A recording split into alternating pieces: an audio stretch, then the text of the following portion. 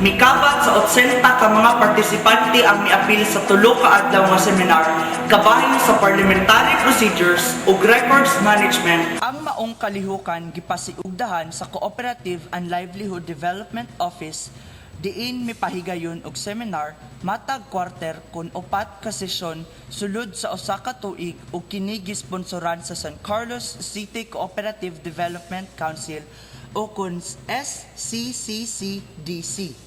Si Senior Cooperatives Development Specialist Raymond Hipitulan nagkanayon nga aduna nay 14 ka primary co-ops ang aktibo dinhi sa syudad.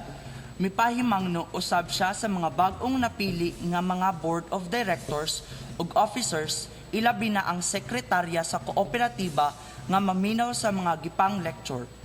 Dili lang sa mandatory requirements sa CDA kundi aduna sila'y makatunan og ideya para sa tagsa-tagsa nilang kakooperatiba.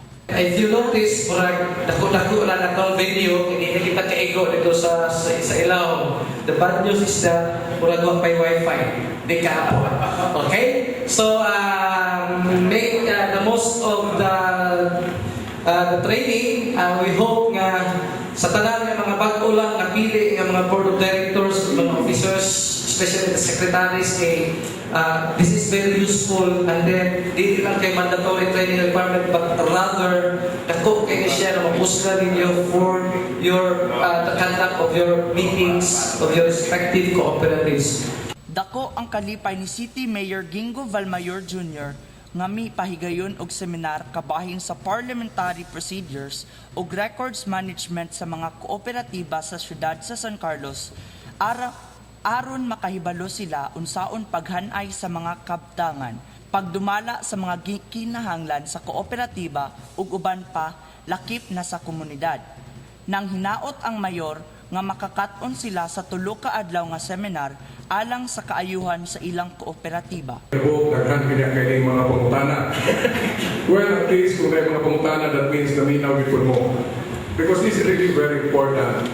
I was also a councilor, and I was also the vice mayor of parliamentary procedures on how to handle meetings.